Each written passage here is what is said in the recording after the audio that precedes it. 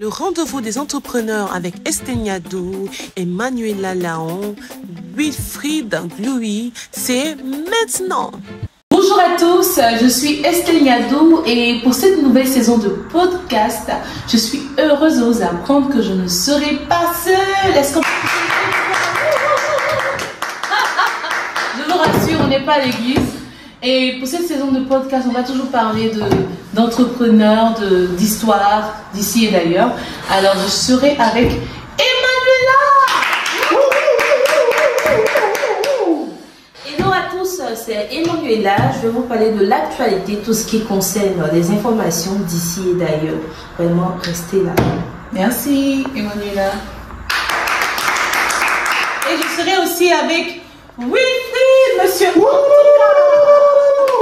En tout cas, ça va très chauffer cette saison. Avec moi, nous parlerons uniquement que des publicités, des promotions des entreprises, des meilleurs points chauds d'ambiance où les entrepreneurs peuvent se retrouver. Hakuna Matata! Hakuna Matata même. Ah là là là, c'est que vraiment... On s'en va avec. C'est vraiment chaud. Donc pour cette nouvelle saison, on va démarrer évidemment avec un sujet assez intéressant. On va pas réinventer la roue, on va parler d'un sujet qui nous intéresse tous. On va parler de la CAN 2023 et comment, en tant qu'entrepreneur, on peut justement appliquer toutes ces leçons que nous avons apprises dans notre vie de tous les jours d'entrepreneur. On va le faire tout de suite, mais juste après ça. En Occident et avoir des intérêts en Afrique implique qu'on doit faire des dépenses, on doit investir, payer des fournisseurs, faire plaisir à la famille et cela souvent nécessite un compte bancaire pour mieux suivre toutes ces dépenses. Désormais, c'est possible de créer votre compte bancaire, peu importe l'endroit où vous êtes, partout dans le monde, ici en Côte d'Ivoire, et d'effectuer toutes vos dépenses en toute sécurité. Contactez-nous dès aujourd'hui pour bénéficier de cette offre. Merci à tous ceux qui nous rejoignent. Donc, on va parler aujourd'hui de la CAN 2023. Il faut dire que c'était une CAN vraiment riche en émotions. Qu'est-ce que vous en pensez, Emmanuela? Comment vous avez vécu vraiment cette CAN? Dans cette CAN, ceux qui avaient le cœur, vraiment, c'était pas facile. Et au début, on a été découragés et tout, on était découragés, mais après... On a vu qu'il y a Dieu dedans, parce que cette histoire-là, si c'est pas Dieu. Donc je suppose que vous pensez, quand vous dites que vous étiez découragé, c'est la Côte d'Ivoire que vous supportiez, c'est ça? Oui, c'est ça. Okay. Franchement, je suis ivoirienne, donc c'est normal que je porte la Côte d'Ivoire. Mais au fait, quand on a joué contre la Guinée équatoriale, bon, j'ai rien compris, 4-0.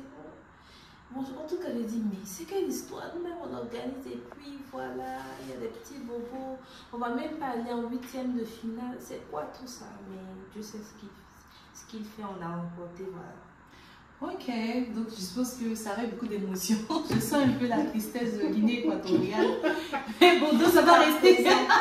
On a fait un match à l'hôpital pour voir vraiment qu'est-ce qui s'est passé. Parce que là... Ok, d'accord. Donc, disons, Guinée équatoriale, tout le monde est découragé et c'est compliqué. Comment vous avez vécu ça, Wilfried? En tout cas, c'était pas facile. Ok.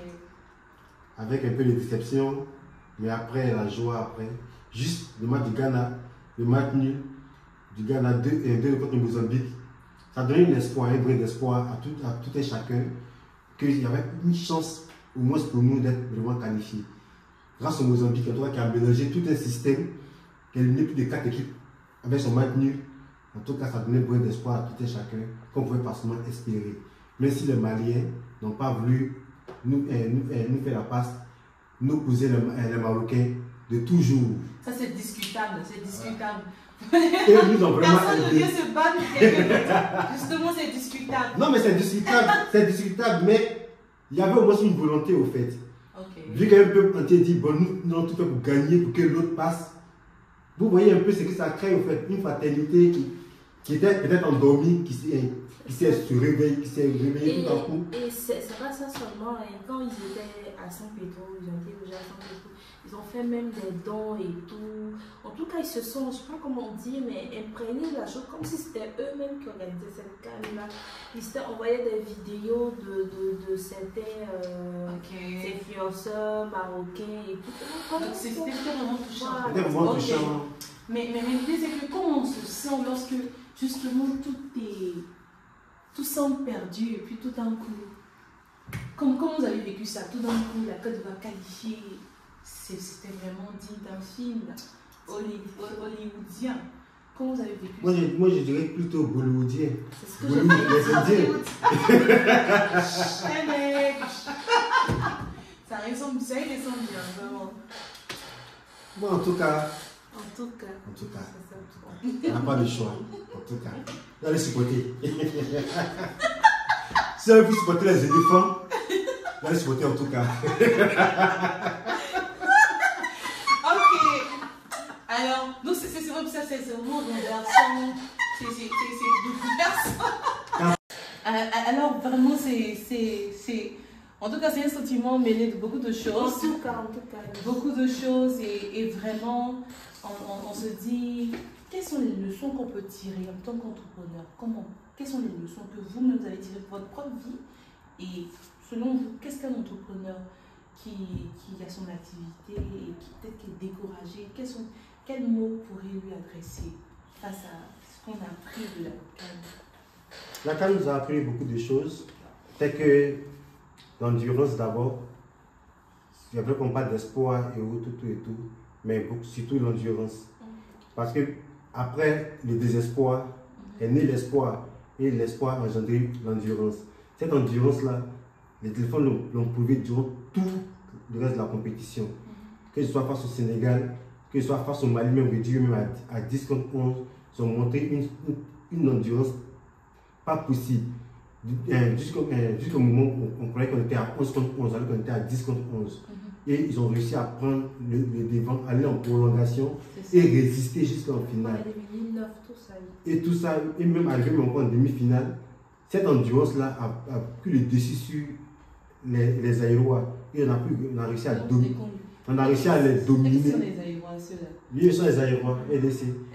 On a réussi à les dominer durant tout le match et on a réussi à l'emporter. Et cette endurance-là nous a donné un espoir encore plus grand face au Nigeria. Et on a surmonté presque toutes nos peurs. On a allé de l'avant et on a réussi à prendre la coupe. Et tout entrepreneur doit avoir à l'image que quelles que soient les difficultés qu'il rencontrera sur son chemin, que ce soit un problème de financement, un problème d'ajustement, il doit rester focus droit sur son objectif et lutter réellement pour atteindre ses objectifs. Il ne doit pas baisser les bras en cours de route. Ah, ok. On ne baisse pas les bras. Alors, il a tout dit ce qu'il a dit, c'est de ne pas se décourager, de prendre toujours la vie du bon côté. Et tant qu'entrepreneur, il y aura toujours des hauts et des bas. Il y a un nouveau proverbe ivoirien qui dit: si tu as regardé la CAN Côte d'Ivoire 2024, si tu as regardé puis tu es découragé de ta vie, c'est que tu n'as rien compris encore. Donc, c'est de prendre encore la vie du bon côté. Et puis voilà quoi. Parce que au moment où les gens pensent qu'il n'y a plus d'espoir, c'est là même les choses commencent à s'activer et tout. C'est d'être courageux et tout. Ok, moi en tout cas, j'ai appris aussi énormément de choses. C'est vrai que tout ce que vous avez dit, c'est super important. Il faut garder la foi. Mais moi, il y a quelque chose qui m'a marqué, c'est garder la foi. Mais garder la foi en Dieu, en quelque chose en quoi vous croyez fortement. Ici, les Ivoiriens, j'ai envie de dire, chaque peuple avait ses croyances. Il y en a qui ont fait des sacrifices. Il y en a en fait qui ont cru en ce Dieu invisible. Il y en a, mais il faut garder la foi. Parce que justement, ça compte. Et je voudrais aussi revenir sur l'entraîneur qui rentre justement en cours d'une compétition comme ça, sans être vraiment, on va dire, préparé pour ça, et qui assure. Justement, ça veut dire qu'il y a des opportunités qui viendront en tant qu'entrepreneur sans que peut-être on est préparé, c'est vrai. Dans l'arrière-cours, on se préparait peut-être pour un événement, on ne savait pas comment ça allait arriver. Ça peut venir de façon hasardeuse comme ça, et tout de suite là, on est devant une opportunité.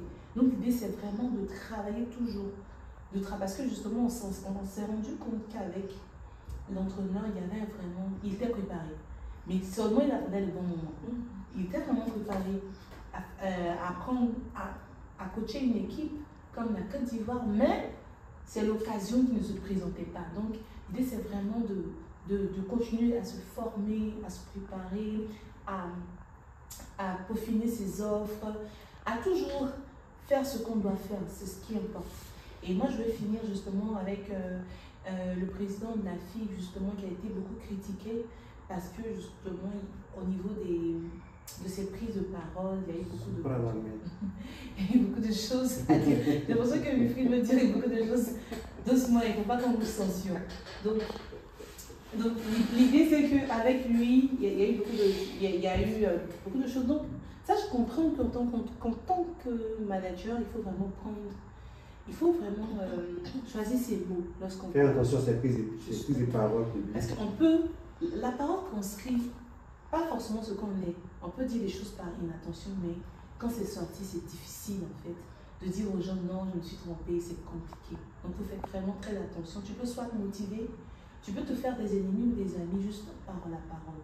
Voilà. Donc en matière de règlement de conflit, c'est super important de pouvoir bien choisir ses mots et tout et tout.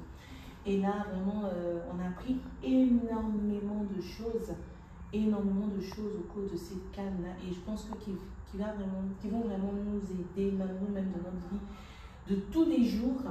Donc, juste pour vous dire à tous qui êtes découragés, qui êtes fatigués en tant qu'entrepreneur, les choses n'avancent pas, vous faites beaucoup de choses, ça n'avance pas. On veut juste vous dire un seul mot. N'abandonnez pas, n'est-ce pas? On le dit ensemble. N'abandonnez pas. Alors, c'était juste la team. Et on se donne rendez-vous très bientôt pour un autre épisode de notre podcast. Allez, à bientôt, on dit au revoir. Hakuna Matata.